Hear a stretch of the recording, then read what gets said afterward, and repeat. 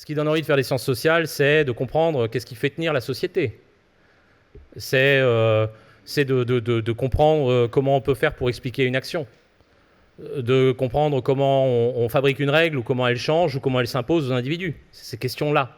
Des questions qui sont des questions très fondamentales que, de manière assez différente, ce n'est pas toujours les mêmes, les auteurs que j'ai évoqués jusque-là ont en commun de poser. Et puis le dernier trait commun de ces auteurs, Durkheim, Bourdieu, Foucault, Braudel, c'était d'avoir une véritable exigence formelle. Ce sont des écrivains. Ce sont des gens qui savent écrire. Et il y a une dimension qui est une dimension d'écriture qui contribue évidemment au plaisir du lecteur. Alors dans les années 90, à l'exception de Bourdieu, mais Bourdieu à l'école des hautes études où moi j'ai fait mes études était une figure un peu clivante, on va dire, à cette époque-là. Maintenant ça s'est vachement calmé, tout le monde l'aime, mais à l'époque c'était plus compliqué. Tous ces auteurs étaient morts. Et par ailleurs, c'est des auteurs que j'avais rencontrés relativement tôt dans ma formation. Et puis quand j'étais en DEA, à l'époque on ne disait pas les masters, on disait les DEA, j'avais un prof qui m'avait dit « Il faut absolument que vous lisiez un bouquin, c'est très très important, il faut que vous lisiez Les Lances du Crépuscule ». Bon, moi j'étais un bon élève, donc j'ai pris Les Lances du Crépuscule et je les ai lus avec, j'ose vous le dire, une forme de circonspection initiale quand même, parce que je me suis dit « Oh là là, truc, les hachoirs ». Je ne sais pas du tout ce que c'est, je ne vais rien comprendre, un coût d'accès considérable, etc. Et là, ça a été une épiphanie parce que je rencontrais un livre qui me faisait le même effet que quand j'avais lu l'Indistinction ou quand j'avais lu Les mots et les choses. Et c'est un moment qui est un moment un peu miraculeux. Et en l'occurrence, c'est pour ça que je le dis avec beaucoup de joie. Je suis extrêmement heureux de pouvoir vous accueillir parce que vous faites partie des gens qui m'ont retenu dans les filets des sciences sociales. Donc merci à vous. Je vais maintenant vous présenter de manière un peu moins personnelle. Là, je vous ai dit tout le plaisir et tout l'honneur que j'avais à vous accueillir, en rappelant vos titres et travaux que tout le monde connaît. Mais vous avez été professeur au Collège de France, vous êtes désormais professeur émérite au Collège de France, vous êtes professeur au Collège de France depuis le début des années 2000, ainsi que directeur d'études à l'École des hautes études en sciences sociales.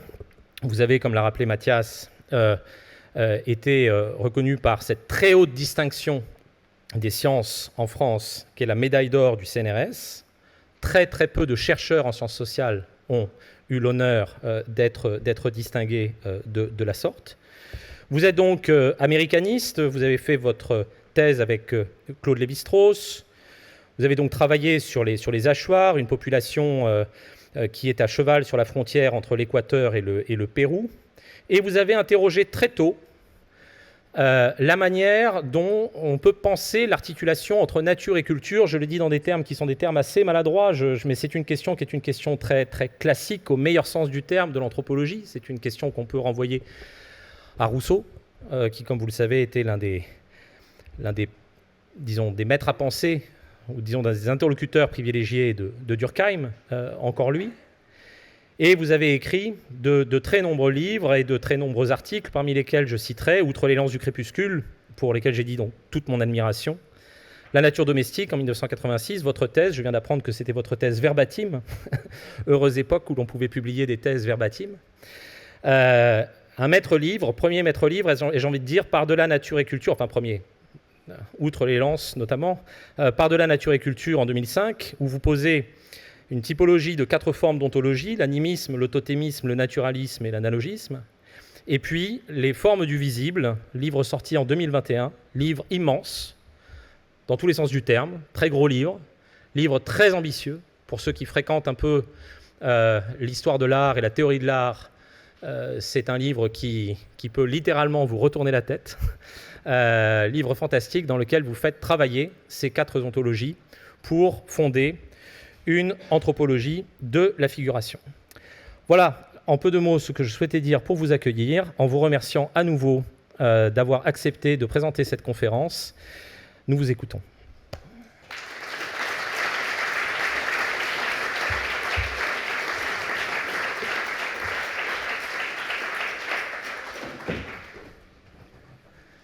Bonjour à toutes et à tous. J'ai déjà fait la conférence des conscrits, comme on appelle en général ces conférences de rentrée dans des grandes institutions, à l'école normal supérieure, à l'école polytechnique, mais c'est la première fois que je la fais à Sciences Po. Je voudrais donc remercier l'école de la recherche, Sciences Po en général, l'école de la recherche en particulier, et Pierre-François, son doyen, de m'avoir invité devant un public qui sera peut-être plus réceptif que celui de Polytechnique, par exemple. Je voudrais parler d'abord les mondes à venir sont des mondes qu'on peut inventer à partir de mondes qui existent déjà. Au fond, c'est l'essentiel de ce que j'ai à dire aujourd'hui. Et ces mondes qui existent déjà, en fait, c'est les connaissances et le savoir, c'est la science qui nous donne des informations à leur propos. Et ceux que je connais, ce sont des mondes que les anthropologues et les historiens ont décrits au fil du temps. Ils peuvent nous servir de source d'inspiration. L'idée de cosmopolitique est revenue depuis quelque temps. Elle est devenue en vogue, non pas au sens classique, pour certains d'entre vous qui ont lu Kant, comme ce qui qualifie les conditions d'un projet de paix mondiale impliquant l'universalité des règles nécessaires pour que les humains, quelle que soit leur position sur la planète, puissent mener une vie civilisée, ni même dans le sens rendu populaire il y a quelques années par Ulrich Beck, dans lequel le cosmopolitisme devient la conscience d'une destinée commune, unissant partout des gens exposés à des risques identiques. Bien que le cosmopolitisme, en ce sens-là, au sens beckien, exige avec beaucoup de lucidité que les sociologues mènent aussi leurs enquêtes au-delà du système westphalien des États-nations, la notion chez Beck demeure normative et appauvrie.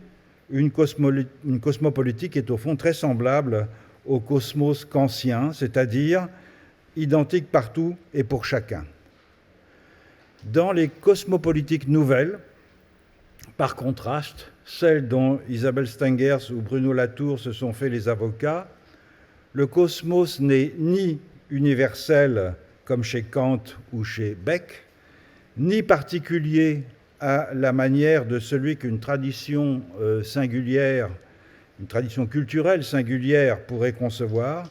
C'est plutôt un projet qui renvoie à la possibilité de situer sur un même plan épistémique une multiplicité de mondes et dont les conséquences se feraient surtout sentir dans un bouleversement de la politique de la connaissance et dans une organisation nouvelle de l'architecture des sciences. C'est dans un sens encore différent que j'emploie le terme cosmopolitique, un sens qui est beaucoup plus terre-à-terre et sans doute plus fidèle à son étymologie, à savoir comme le genre d'opérateur qui relie des mondes et qui parvient à assembler et à articuler des êtres et des relations qui paraissent pourtant exister dans des plans ontologiques incommensurables.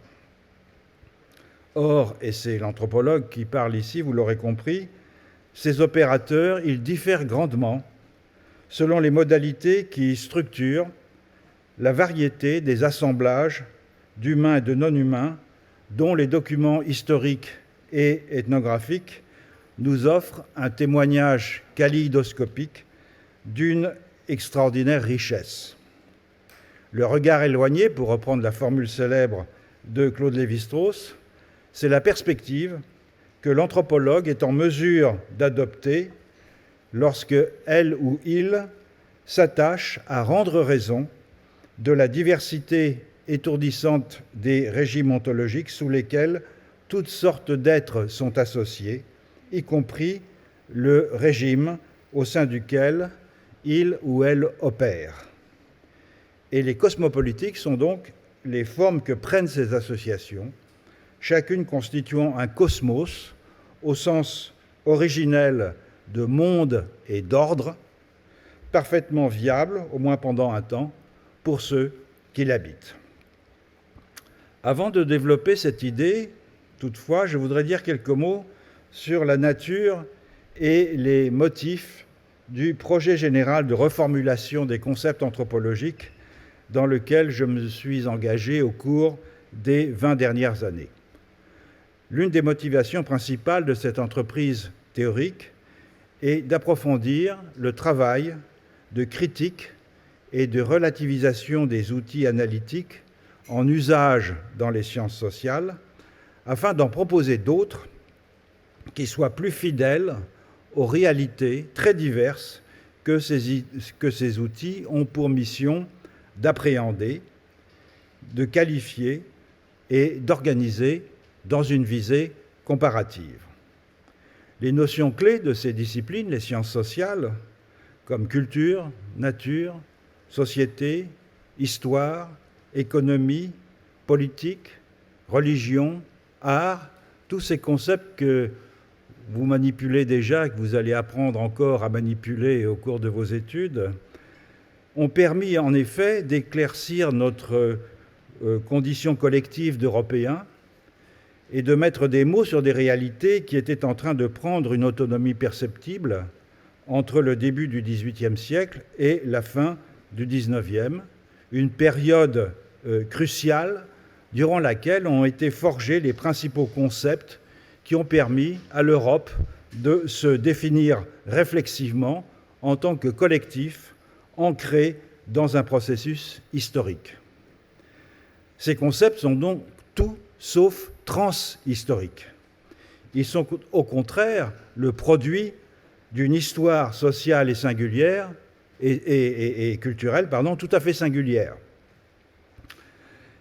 Ainsi liés de façon intrinsèque au destin sociopolitique de l'Europe moderne, ces concepts ont ensuite été réemployés par les sciences sociales pour décrire et pour expliquer des collectifs non européens, comme si leur validité descriptive était universelle.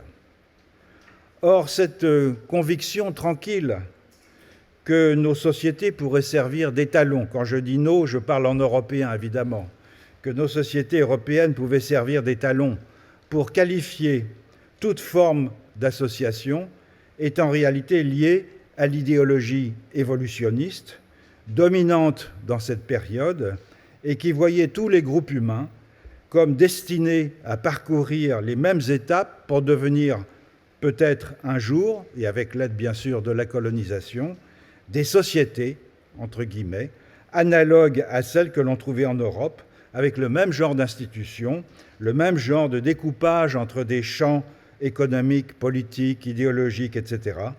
En attendant, ces sociétés, entre guillemets, n'en étaient que des préfigurations imparfaites dans lesquelles les ethnologues s'efforçaient de discerner la forme encore brouillée de leur future réalisation en tant que société complète, analogue aux nôtres. Il y a donc là un paradoxe constitutif de l'anthropologie moderne. L'eurocentrisme des concepts qu'elle emploie, qui est parfois revendiqué de façon militante par certains anthropologues comme un gage de scientificité au nom d'un universalisme positiviste dont leur discipline serait la garante sourcilleuse, cet eurocentrisme signale au contraire une amputation du principe du relativisme qui avait été mis en œuvre par l'ethnologie dès le début du XXe siècle. Le relativisme, entendu ici bien sûr comme une méthode et non comme une règle morale, qu'avait développé la première génération d'ethnographes de terrain, consiste tout simplement à ne pas prendre les valeurs et les institutions de l'observateur comme modèle pour étalonner les valeurs et les institutions de l'observé. Et l'ethnologie a fort efficacement suivi ce principe, par exemple lorsqu'elle a décrit et analysé les systèmes de parenté et les formes d'organisation de la famille, les types d'échange de biens et de services, les théories de la personne ou les modes de catégorisation des plantes et des animaux. Dans tous ces cas, l'on ne prenait pas pour un invariant anthropologique la famille hétérosexuelle monogame européenne, le marché capitaliste, la conception cartésienne du rapport entre le corps comme res extensa et l'esprit comme res cogitans, ou bien la classification linéenne des objets naturels. Or, ce principe du relativisme méthodologique, fort bien employé dans l'étude de domaines comme la parenté, la circulation des richesses, l'ontogénèse ou les savoirs biologiques, n'a pas été suivi jusqu'au bout, c'est-à-dire jusqu'à la remise en cause du dispositif général au sein duquel nos propres valeurs et institutions avaient pris forme. Et ce cadre général, c'est tout simplement l'ontologie qui nous est familière, que j'ai appelée le naturalisme, une ontologie dont le mobilier est composé d'êtres qui, nous, Européens, ne nous surprennent guère. La société, la nature, le progrès, les habitudes culturelles, une séparation nette entre le social et l'économique, entre les choses et les personnes, entre la connaissance scientifique et la croyance religieuse, etc. Mais des êtres qui n'existent pas, pour autant, sous cette forme, dans d'autres ontologies. En faisant le constat du caractère historiquement contingent de cette ontologie naturaliste, je ne me fais pas l'avocat d'un hyper-relativisme comme cela m'a été parfois reproché. J'ambitionne au contraire de mettre au point des outils analytiques qui soient le plus possible indemnes des particularismes historiques que possèdent actuellement les concepts des sciences sociales. L'attraction terrestre, la formule chimique de l'eau ou la photosynthèse qualifient des objets et des phénomènes dont le principe de composition et de fonctionnement sont identiques partout sur notre planète. Il n'en va pas du tout de même de notions comme société, culture ou nature, qui découpent la trame du monde selon des schèmes organisateurs qui sont propres à une seule partie du monde, à une seule époque. Bref, qui sont parfaitement relatifs, tout en se prétendant faussement universels.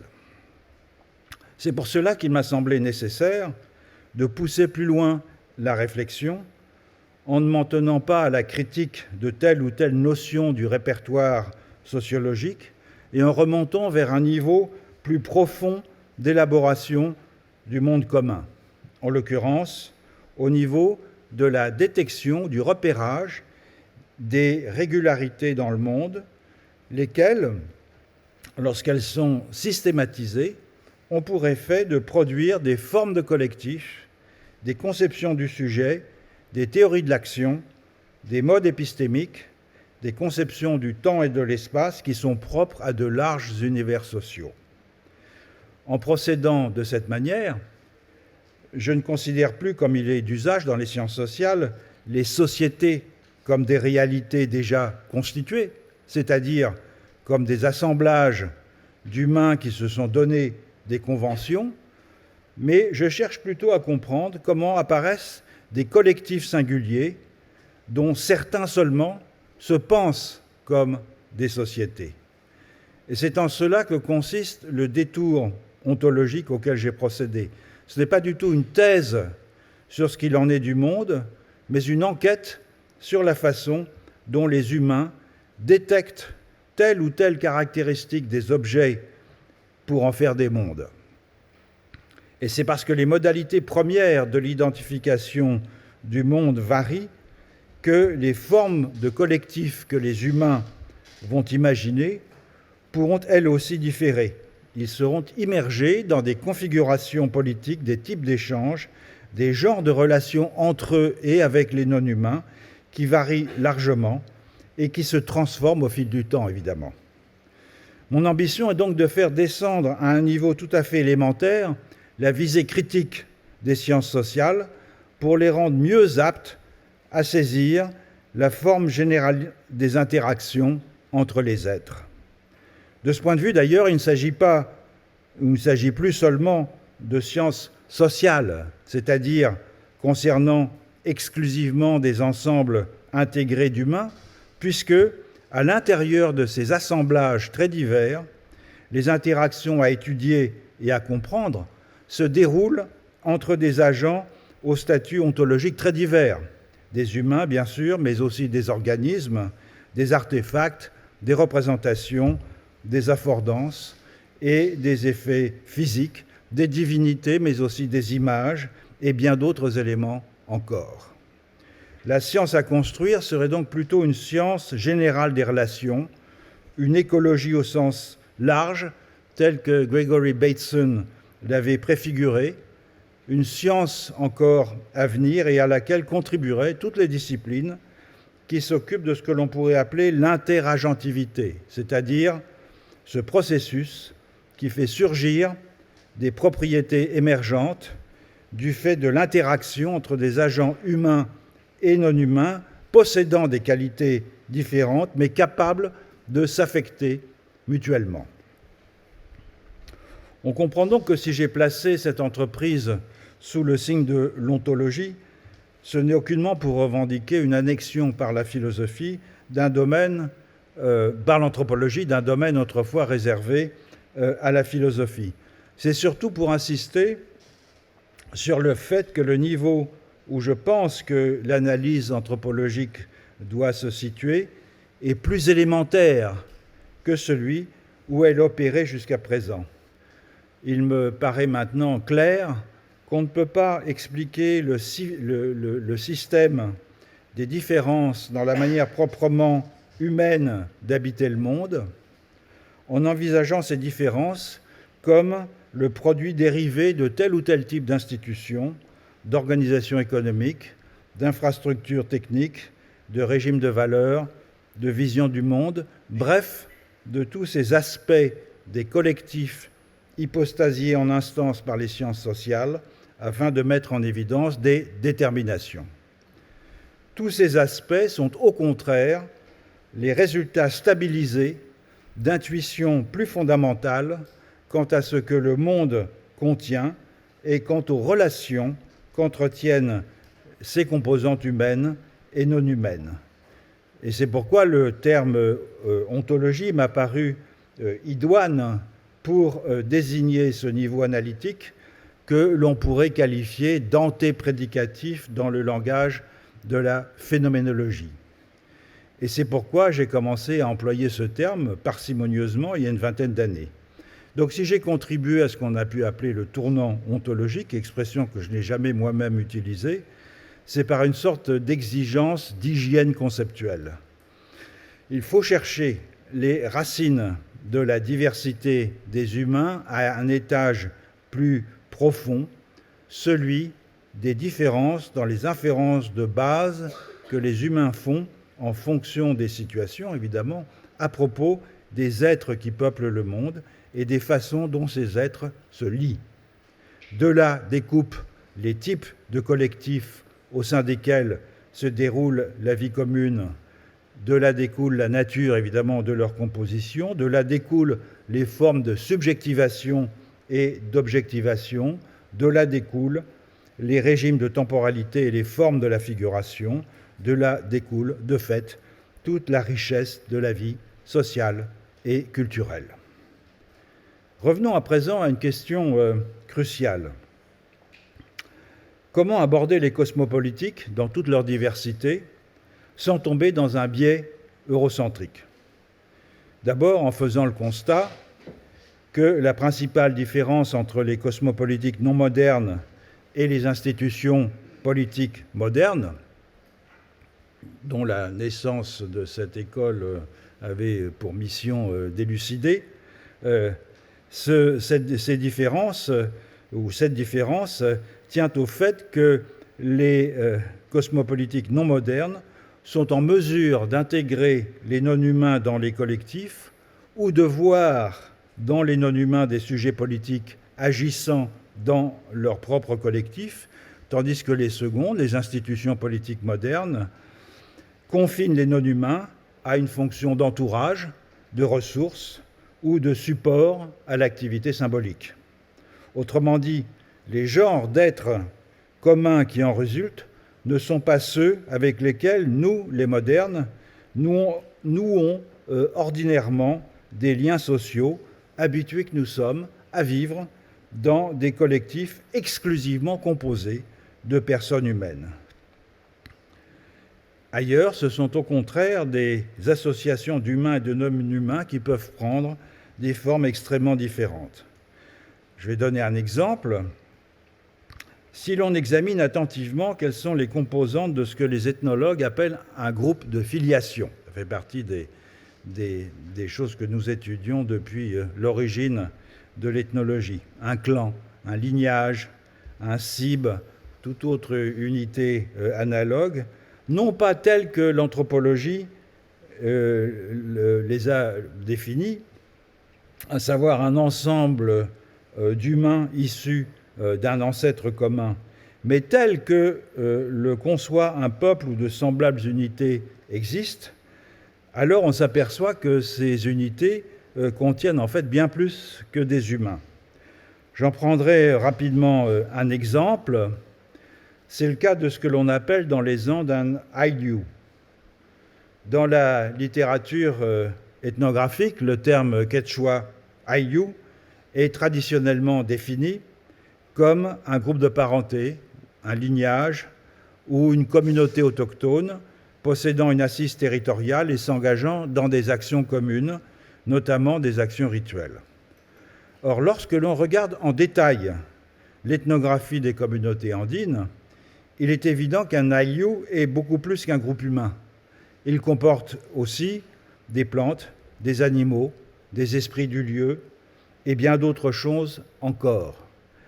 Écoutons ce que dit à ce propos Justo Ocha, un informateur de Marisol de la Cadena dans la région de Cusco. Je le cite. « Un Ayllu est comme un tissu, et toutes les choses du monde, les gens, les animaux, les montagnes, les plantes, sont comme des fils qui forment les motifs. Les êtres de ce monde ne sont pas seuls. De même qu'un fil tout seul n'est pas un tissu, un humain est toujours en Ayllu, avec d'autres êtres. C'est cela, Ayllu. » Fin de la citation.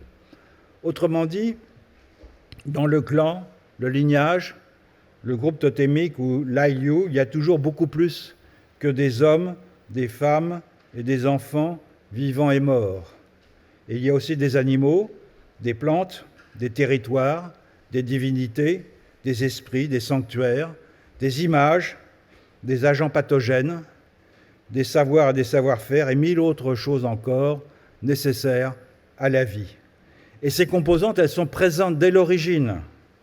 Elles sont constitutives de l'unité mixte que forment ces segments et non pas rajoutées comme après coup, comme un décor suggestif pour le théâtre des actions humaines ou comme de simples pourvoyeurs de métaphores pour mieux exprimer la socialité de ces actions, ainsi que les sciences sociales ont tendance à les traiter.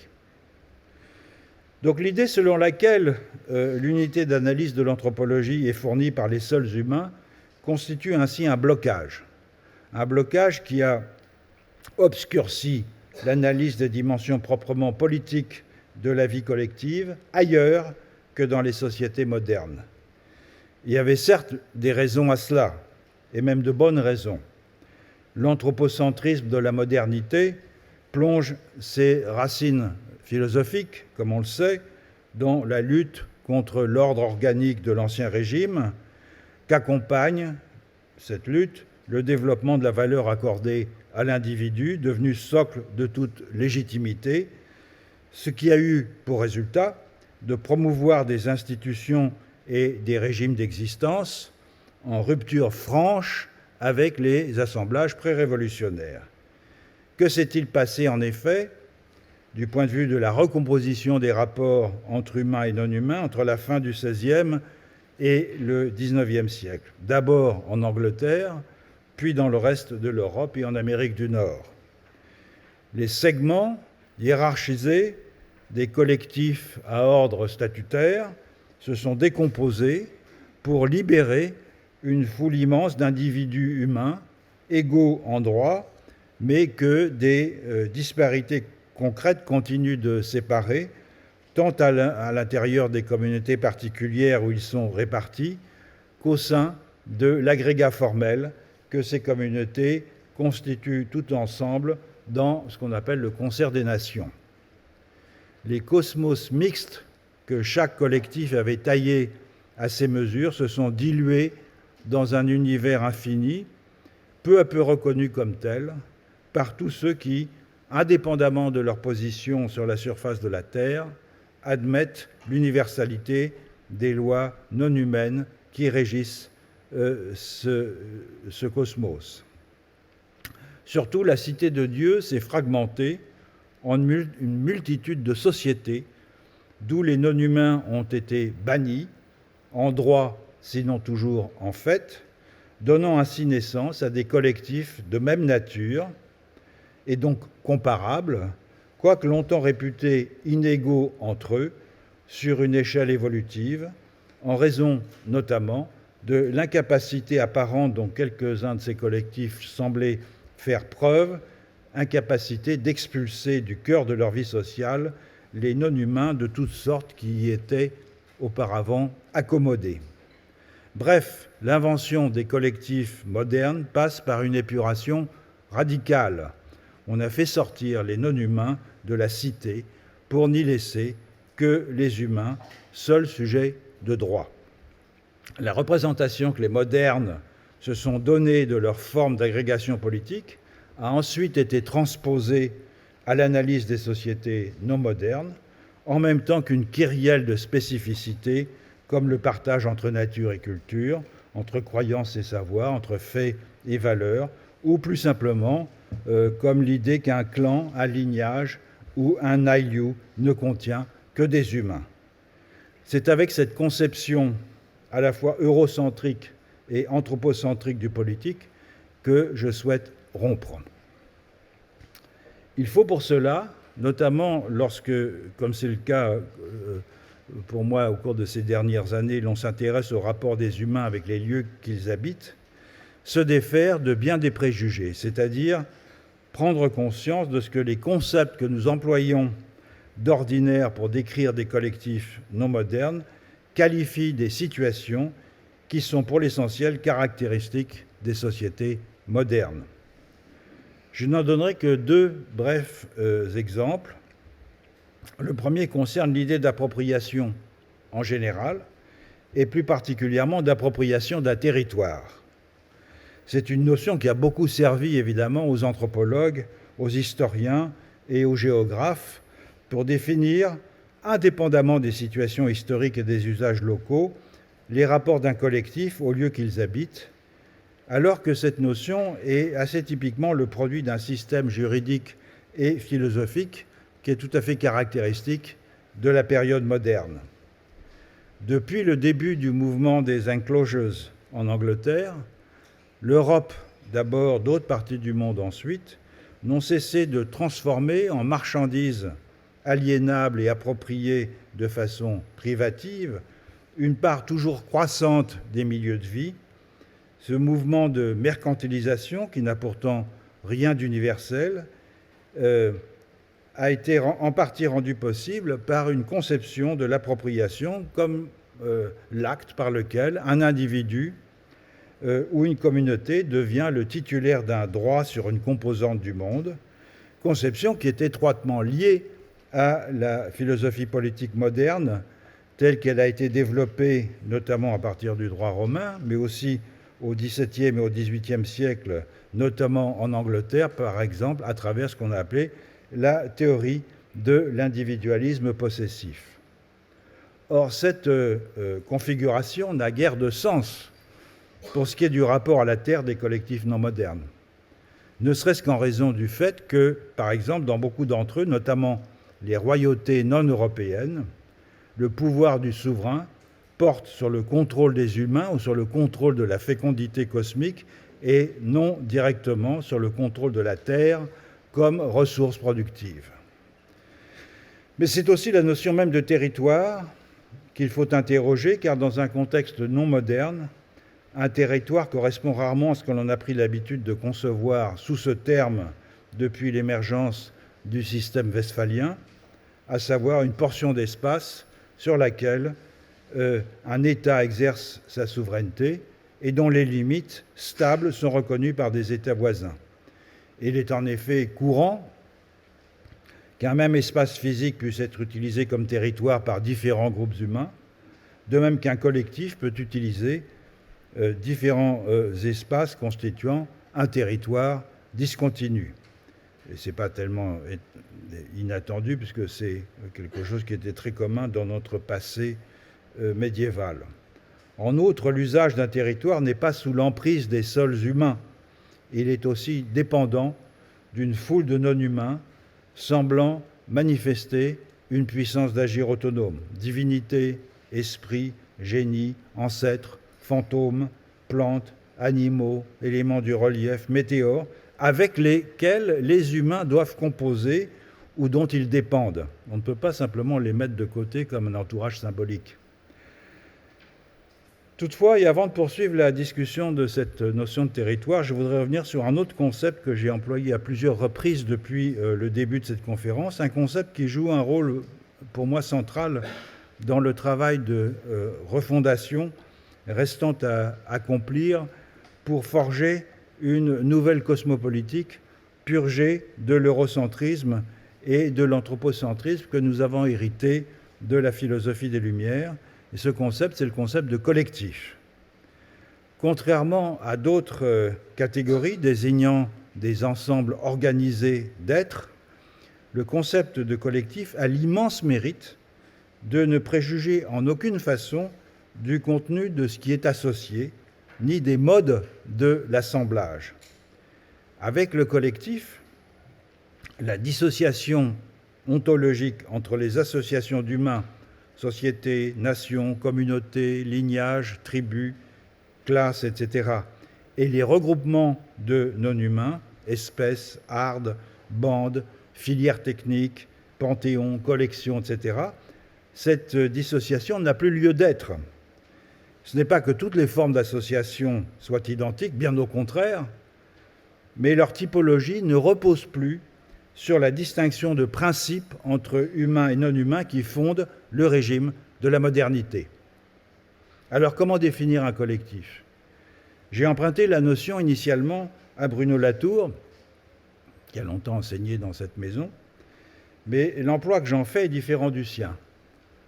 Pour Latour, le collectif, c'est le produit d'une action littérale de collecte, au moyen de laquelle les divers types de forces et d'êtres sont associés. C'est donc un processus et même un projet indissociable de la théorie de l'acteur-réseau dont il constitue l'un des principaux outils et qui consiste à assembler des entités hétérogènes et non encore réunies ensemble pour éprouver la pertinence de leur assemblage.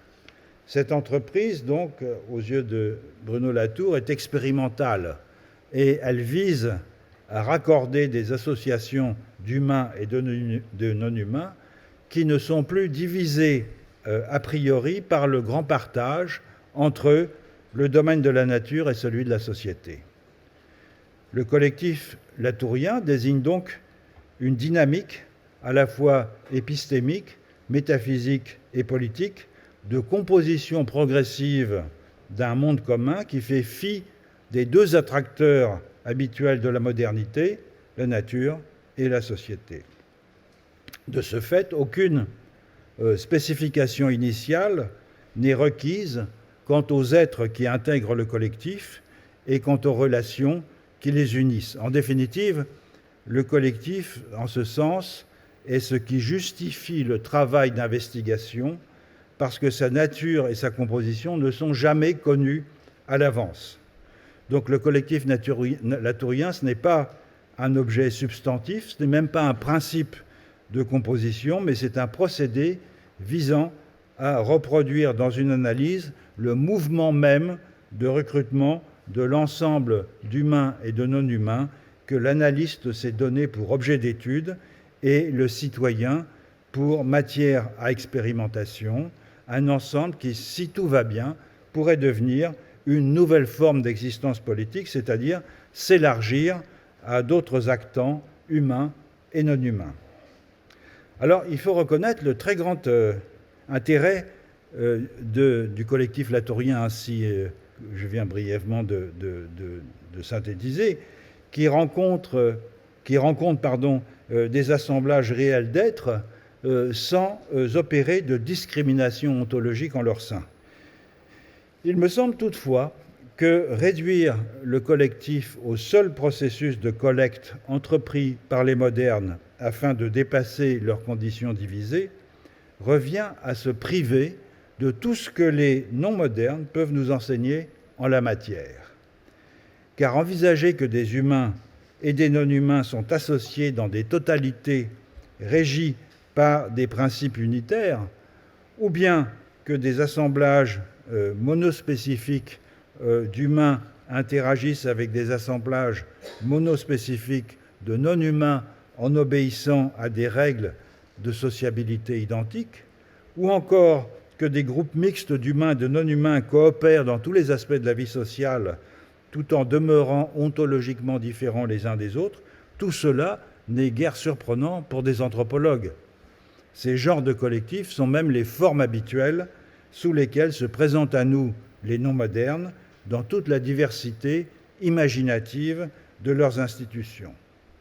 C'est pourquoi il faut reconnaître aussi que les collectifs ne prennent pas seulement consistance comme le produit d'une collecte opérée par un analyste, mais qu'ils existent également, et peut-être d'abord et surtout, sous des formes stabilisées, voire canoniques, que l'anthropologie sociale et politique a certes décrites de façon fragmentaire et dans un registre anthropocentrique, comme je l'ai souligné tout à l'heure, mais qu'il n'est pas impossible de restituer dans toute la richesse et la complexité de leur architecture.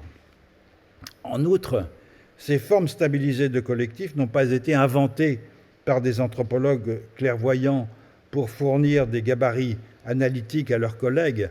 Leurs principes de composition sont explicites pour les humains qui en sont membres et qui savent bien évaluer leurs mérites par rapport à ceux qui ont cours dans des collectifs voisins, de sorte qu'il serait absurde et condescendant de réserver l'anthropologie comparative des collectifs aux seuls savants qui auraient su s'extirper du front de modernisation. Bref, un collectif au sens où je l'entends, c'est une forme stabilisée d'association entre des êtres qui peuvent être ontologiquement homogènes ou hétérogènes, et dont aussi bien les principes de composition que les modes de relation entre les composantes sont spécifiables et susceptibles d'être abordés réflexivement par des membres humains de ces assemblages, notamment lorsqu'il s'agit de qualifier des relations avec des collectifs voisins où ces principes et ces modes n'ont pas cours. Le comparatisme, c'est une entreprise qui est caractéristique de tous les groupes humains depuis très longtemps. Le comparatisme sauvage, et il nous en apprend beaucoup sur la façon dont, par contraste, des populations se conçoivent elles-mêmes.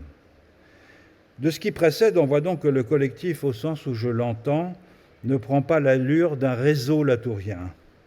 En effet, si un collectif est bien aussi pour moi un ensemble se combine des entités de toutes sortes, il n'est pas à proprement parler organisé comme un réseau dont les frontières, qui sont inexistantes en droit si l'on décide de suivre toutes les ramifications du réseau, ne peuvent dépendre que d'une décision arbitraire de l'analyste de circonscrire son champ d'étude aux données qu'il peut maîtriser.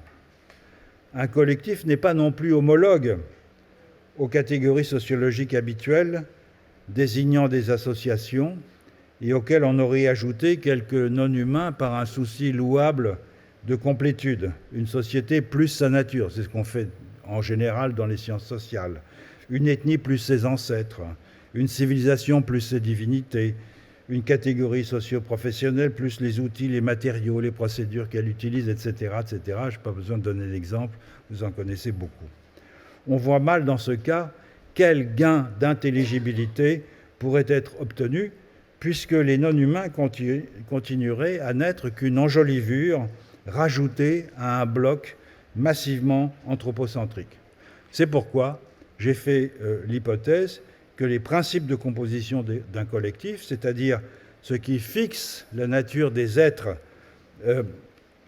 qui l'associent et les liens possibles qu'ils peuvent entretenir, dépendent en définitive de ce que j'ai appelé des modes d'identification, et j'emploie de plus en plus maintenant des modes de mondiation. Je rappellerai en quelques mots de quoi il s'agit.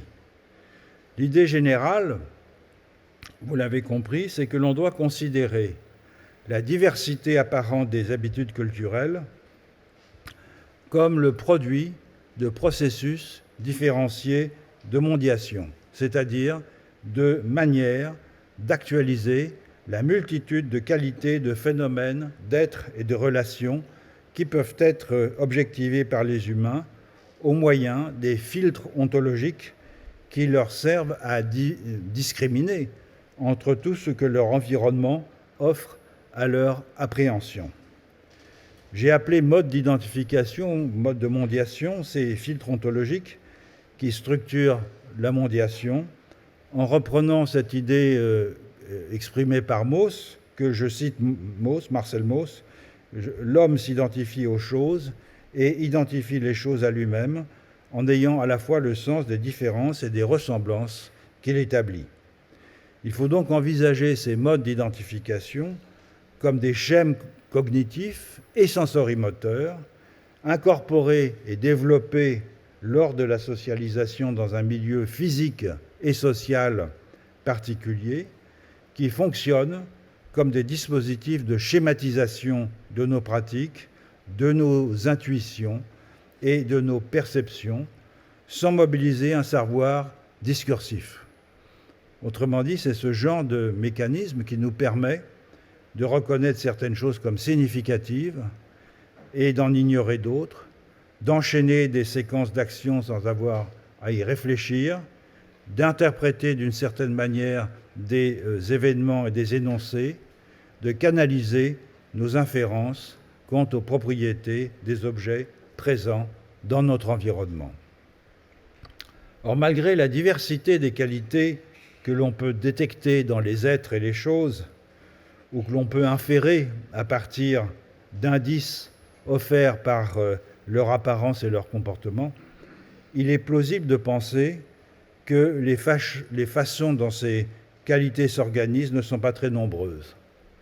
Nos jugements d'identité, c'est-à-dire la reconnaissance de similitudes entre des objets ou des événements, ces jugements ne peuvent dépendre de comparaisons analytiques menées terme à terme. Pour des raisons d'économie cognitive, ces jugements doivent pouvoir s'opérer rapidement et de façon non consciente, par induction, à partir de schèmes partagés, qui sont autant de dispositifs permettant de structurer les qualités perçues et d'organiser les comportements. Donc, à partir d'une expérience de pensée assez simple, j'ai fait l'hypothèse qu'il n'y avait pas plus de 4 modes d'identification, 4 modes de mondiation, c'est-à-dire de manière de systématiser les inférences ontologiques, chacune étant fondée sur les genres de ressemblances et de différences que les humains décèlent entre eux et les non-humains sur un double plan, physique et moral. En effet, face à un autrui quelconque, humain ou non humain, je peux supposer que cet autrui possède soit des éléments de physicalité et d'intériorité identiques aux miens, et j'ai appelé cela le totémisme, soit que son intériorité et sa physicalité soient distinctes des miennes, et j'ai appelé ça l'analogisme, soit encore que nous avons des intériorités similaires et des physicalités hétérogènes, et j'ai appelé ça l'animisme, soit que nos intériorités soient différentes et nos physicalités analogues, et j'ai appelé ça le naturalisme, c'est-à-dire le régime sous lequel nous vivons, nous, modernes. Je ne vais pas revenir sur le détail de ces modes d'identification dont j'ai décrit les caractéristiques dans plusieurs de mes livres. Ce qui m'importe surtout depuis quelques années, c'est d'éprouver la pertinence de ces schèmes en examinant leur rendement analytique pour rendre compte des variations structurelles dans des champs de pratique et de représentation très divers. L'un de ces champs correspondant à ce que l'on appelle traditionnellement l'anthropologie sociale et politique, c'est la variété des façons selon lesquelles les modes d'identification conditionnent les formes d'association réunissant humains et non humains dans des assemblages spécifiques.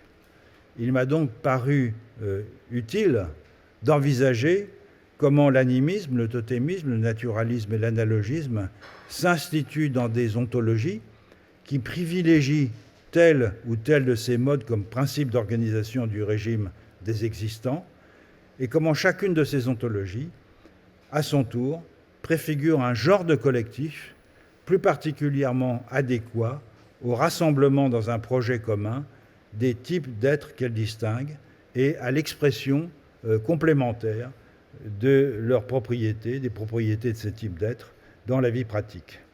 La démarche, vous le voyez, est franchement ontologique. À rebours de l'approche de Durkheim, pour qui j'ai par ailleurs beaucoup de respect, la plus commune encore à présent dans les sciences sociales, ne serait-ce que par prétérition, à peu près tout le monde est durkheimien sans le savoir, ce ne sont pas, à mon avis, les catégories dominantes de la vie sociale qui servent ici de gabarit pour penser le monde, selon la fameuse formule « la religion, c'est la société transfigurée », ce sont au contraire les principes organisateurs des cosmologies, la nature des êtres qui les peuplent et des relations qu'il leur est loisible de tisser entre eux qui vont définir la forme singulière que prennent ces assemblages exclusifs d'humains que nous appelons des sociétés. Assemblages que la sociologie des modernes a découpés à la hache dans le tissu du monde pour en faire le modèle de toute existence collective, parce qu'ils étaient plus visibles que les autres, du fait qu'ils se définissaient précisément de façon réflexive par ce qu'ils excluent. Pour échapper donc à cette explication circulaire, dans laquelle c'est la morphologie sociale déjà constituée qui serait à l'origine des catégories qui la constituent, il est préférable d'admettre que ce sont des principes plus élémentaires, analytiquement antérieurs aux catégories sociales, qui engendrent les assemblages d'humains et de non-humains, que j'appelle des collectifs, et qui conditionnent les caractéristiques de ces collectifs. Bref, c'est le niveau ontologique et cosmologique, si vous voulez, qui détermine et explique le niveau sociologique et non l'inverse. Donc il y a une grande réforme à entreprendre à Sciences Po peut-être dans l'enseignement, en introduisant peut-être un petit peu d'anthropologie. Comment étudier cela ?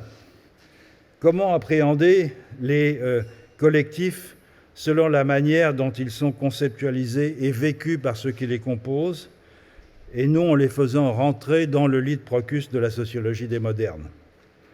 Évidemment par des enquêtes empiriques, ça va de soi. La question sociologique est au premier chef une question d'inventaire et, comme on disait jadis, de physique sociale. Quel être est associé avec quel autre, ou au contraire séparé de lui, de quelle façon, par quel type de lien, pour quel motif, et pour mener en commun quel type d'action ? Sans doute la réponse à certaines de ces questions ne peut-elle provenir que de la partie humaine des collectifs.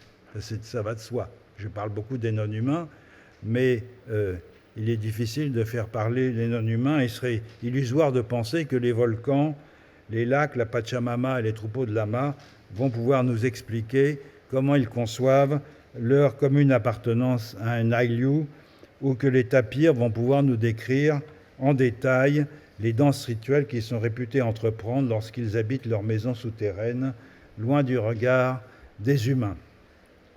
Le biais anthropocentrique est donc difficilement évitable dès lors que l'on s'intéresse, puisque c'est une objection classique, donc je la mentionne en passant, dès lors que l'on s'intéresse en sus des interactions ordinaires entre humains et non-humains, qui peuvent être étudiées de façon relativement symétrique, aux principes directeurs d'un monde particulier et à la distribution ontologique des êtres qui le composent, tous éléments qui ne peuvent être formulés que dans le langage symbolique propre aux humains. quand même peut-être des directions de sortie, des possibilités de sortie dont on évoquera peut-être dans la discussion ultérieurement. Toutefois, l'anthropocentrisme sémantique des collectifs non modernes est tempéré par le fait qu'il a pour conséquence de donner aux non-humains les plus divers une dignité d'agent, d'actant si vous voulez, et parfois de sujet, tandis que notre anthropocentrisme à nous, moderne, qui est ontologique et principiel, est au contraire conçu comme un principe ou un mécanisme a priori d'exclusion et de compartimentation.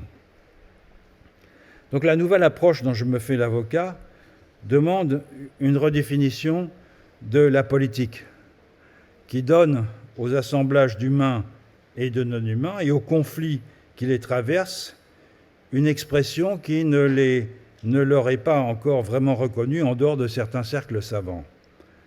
Comme l'a bien montré Jacques Rancière dans son livre La Mésentente, la politique moderne a exigé pour se déployer bien plus que des divisions entre humains donnant lieu à des affrontements ou à des débats.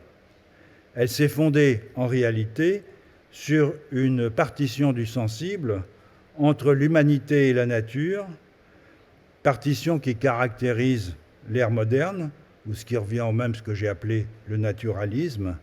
Et cette partition entre l'humanité et la nature fut longtemps organisée de façon hiérarchique entre ceux qui ont plus d'humanité et moins de nature, les Européens, les hommes, les adultes, les lettrés, les possédants, et ceux qui ont moins d'humanité parce qu'ils ont plus de nature, les sauvages, les enfants, les femmes, les fous, les travailleurs, etc. Étant entendu que les premiers, qui avaient plus d'humanité et moins de nature, devaient avoir une prééminence politique sur les seconds. Mais cette répartition, elle a eu aussi pour effet que les mondes qui ne se conforment pas à cette division hiérarchique, parce qu'ils ne sont pas organisés précisément autour d'une distinction entre l'humanité et la nature, ces mondes n'existent pas, sur le plan politique du moins. Ou en tout cas, bien évidemment, ils existent, mais ils ne sont pas reconnus comme tels. Pourtant, une autre conception de la politique est possible, c'est celle précisément dont Rancière se fait l'avocat lorsqu'il écrit, je le cite, « La politique n'est pas faite de rapports de pouvoir, elle est faite de rapports de monde ». Ce qu'il entend par là, d'une part, c'est que les rapports de pouvoir existent partout et dans toutes les sphères de la vie, de sorte que l'on voit mal pourquoi l'expression de ces rapports relèverait de la seule politique. Mais c'est aussi, et je cite encore Rancière, qu'un sujet politique, ce n'est pas un groupe qui prend conscience de lui-même, se donne une voix, impose son poids dans la société, c'est un opérateur qui joint et disjoint les régions, les identités, les fonctions, les capacités existant dans la configuration d'une expérience donnée. En ce sens, n'importe quel opérateur humain ou non humain est capable de devenir un sujet politique s'il parvient à mettre ensemble des choses qui n'ont pas au départ de connexion intrinsèque, notamment parce qu'elles ressortissent en apparence à des régimes ontologiques différents. Et c'est pour ça que l'anthropologie nous apporte des expériences intéressantes de ce point de vue-là et nous permet de comprendre pourquoi certains agents non humains, un glacier par exemple, ou une source, peuvent devenir des agents politiques en ce sens très particulier. Et en ces temps où l'idée même de politique s'est affadie pour ne désigner plus que des techniques de gestion des humains, l'exemple des collectifs non modernes que les anthropologues étudient nous rappelle que d'autres formes de composition des mondes sont possibles, des formes qu'il ne tient qu'à nous de prendre en compte afin de créer des cosmopolitiques nouvelles que le moment présent exige avec urgence. Merci.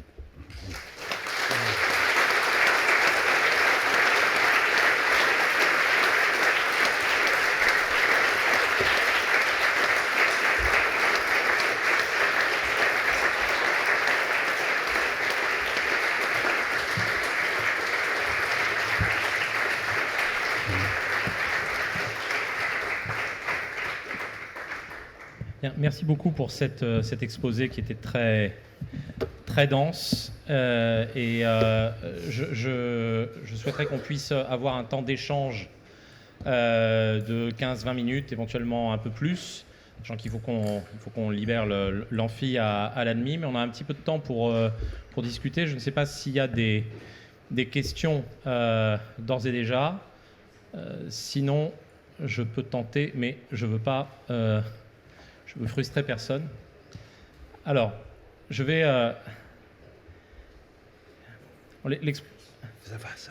L'exposé était très exigeant, donc il est possible que des choses relèvent, dans les questions que je vais vous poser, relèvent d'un problème de compréhension de ma part. Hein. Donc prenez pas du tout ces questions-là comme a priori comme des objections, mais plutôt comme des demandes d'élucidation et d'explication.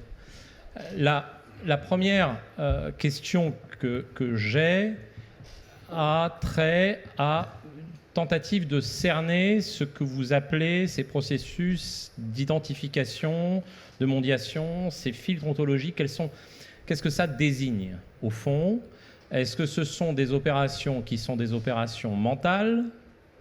Est-ce que ce sont des opérations qui relèveraient ou qui pourraient s'assimiler à ce que Bourdieu aurait pu appeler une forme de sens pratique, donc quelque chose qui n'est pas nécessairement, disons, qui ne relève pas d'une forme de réflexivité, qui relève d'un apprentissage par corps, etc., etc.